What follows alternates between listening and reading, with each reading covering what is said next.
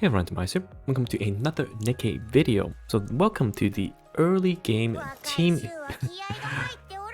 Alright, welcome to the early game team composition guide for NIKKE. So I'm on the test server for early access content creators, and I'll show you one of the team that we came up with in the testing that was really good for the early to mid game. Okay, and this you can build. Everyone will be able to have access to this because there's 4 SR units and Diesel, which is a free unit. So for these, they're not even limit broken in the sense that I didn't apply the dupe effects and they're unequipped gear wise, and I'll show you why they're quite good. So as always, we have the guide in written form at pridewin.gg. So if you want to check it out, we have the early to late games. This article will go live. It will have the auto mode for the early game team, which will take you to story, I think at least 7-8, and then later on meta team, which I will make separate videos explaining their kit and the synergies, but you can already check them out. And of course the spender team, the god team, and whatever, it's all there. But today I want to focus on the team composition and how team building impacts your progression. Okay, so let's go over that. So first things first, you have 5 units to your team, and you may have noticed the number here. So this is what we call burst, and burst happens in sequential order. So you have burst 1, and then burst 2, and burst 3. And it's important to note that when you apply the burst, if you're on auto, it'll go from left to right. So in this case, Annis being burst 2, if her burst is on cooldown, it always happens in auto before Diesel. So if you want to prioritize a certain burst, you put it to the left of whatever burst you want it to be. So Annis will be prioritized over Diesel, and N102 will be prioritized over Neon. So let's take a look at those kits, okay? Because this is the 4 SR plus 1 free unit composition. It will have its limitations, but they have somewhat of a synergy. So Annis is a rocket launcher user with a self buff for defense and also ally buff for defense and damage share. So this ensures the team has some form of survivability, and she is prioritized for her burst 2 skill because it deals AoE damage and a defense down. Whereas compared to Diesel, who is the other burst 2, as a free SSR unit, she's going to have better stats than the SR. She has a self-defense buff, again, making her the ideal tank in this team, and recovers her HP by a tiny bit. However, the most important thing is that she gains the strawberry candy buff, which increases her ammo by a significant amount. Even unleveled, she'll be able to reach 280%, which will push her to almost in 1,000 ammo range. And she'll reload all of the allies' ammo at 10 stacks. Will reload about half. So somewhat of a supportive skill for herself and also for the team. Her burst 2 is not prioritized over Annis because she deals 5 damage to 5 enemies at a higher percentage, so maybe better when you have fewer enemies, and she taunts for only 3 seconds, which is not a super deal breaker in this case. So you want the defense down from Annis, because after Annis you go into full burst, and the full burst damage is amplified by the defense down. So as our middle position, Rapi is actually not a bad damage dealer. So she has a skill that when she is attacked 20 times, she gains attack that lasts 20 seconds, and her second skill taunts the enemy. So it does a one single target damage with very impressive multipliers, and she taunts for 5 seconds. So if she gets hit more, she'll do more damage. And with the help of Annis, she'll get defense buff and damage share, so she's somewhat able to survive. Her third skill, which is the only burst 3 on this team, deals a single target damage to the enemy with the highest attack and gives herself a further damage boost. So you can see how she is basically a really good damage dealer on this team. So for our priority burst 1, we have N102. So N102 is a very nice support. Her first skill applies a ammunition capacity increase on an ally with the highest attack, doing full charge. I think they meant full burst, I'm not 100% sure. But basically this buffs your highest attack ally.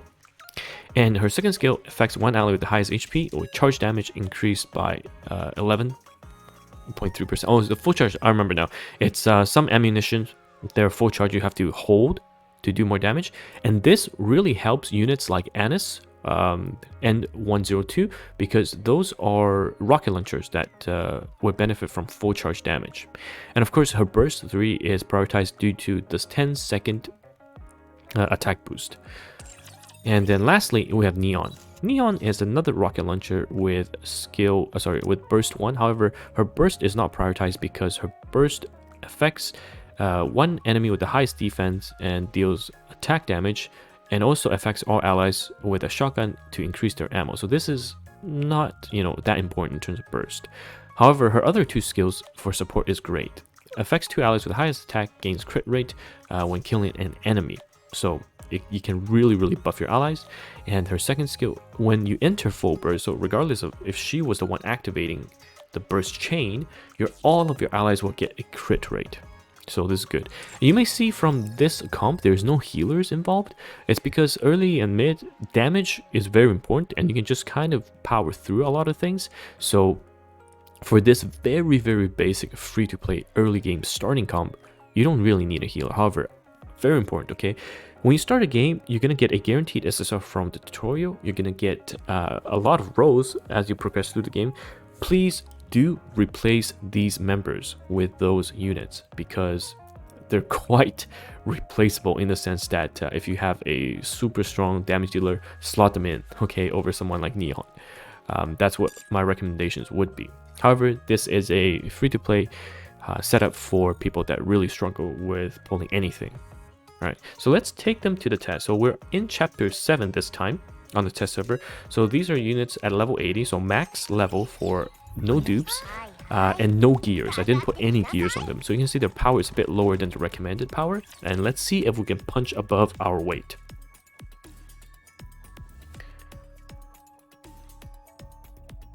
I believe I do have to do some manual play in there because there will be mobs that we just cannot ignore.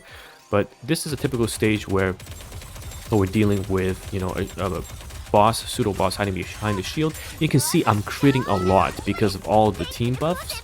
So I am critting quite a bit, and during the full burst, my damage is pretty much doubled, and I'm able to just clean up. So let's hide, and because I don't want our team to be stunned. So you can see that I've mapped my keys. I'll do a guide on key mapping, but I basically hit to against those attacks so they don't stun any of my units, right? Because if those hits land, they would stun my units, which is not ideal in this sense. And here we're on auto, and let's hide. Okay, perfect. And we'll wait for Rapi to go full burst, and let's see how much damage we can do. So maybe we should actually take out the ones up there that's going to stun our team. So let's hide. And we'll, oh yeah, I see I popped out of cover too fast, and that's what you get. So potentially we don't have enough damage to clear this because of the shield. We'll have to see. Oh, yeah, it's gonna be close. I don't think we have the damage, but it's a relatively safe comp. If you have gears, of course, if you have units that can replace those SRs, then you'll do much better. So I just wanted to show you that this is pretty much the free-to-play starting point, and because we're in chapter 7 and we're way below the power level, this is not going to be clear. But it is a very tried and true tested comp that people can use. So in the article, we also talk about a lot of other different compositions, which I will go over in detail next time in a separate video to talk about the various meta comps. However, I will just showcase what difference it can kind of make. So let's take this out, and then we will bring a meta comp in. So let's do this. Yeah. And we'll go back, and it will swap to an auto meta comp with Litter, the best support. I think the second one would be Novel. And then, because Novel is a defender that can really debuff. And Scarlet Haran, the best damage dealer, and a very strong Drake to top it all off with buffs for the range. So we can put this comp, the God comp, on complete auto, and then we can see how it fares compared to the free-to-play comp. But again, when you play, you're not going to be completely, using the 4 SR plus SSR comp, like I said, because you'll keep getting at the very least, one more SSR to fill your team out with. But you can see that this is super straightforward with units. SSR units have better stats than SRs as well, so for this it's gonna be a quick clear. I won't even time out. So we're going to burst, and this is gonna clear everything, and it's going to melt the boss. Yeah, so super straightforward. But hopefully this team composition guide has been helpful, and we went over some of the early game compositions as you're trying to build and progress.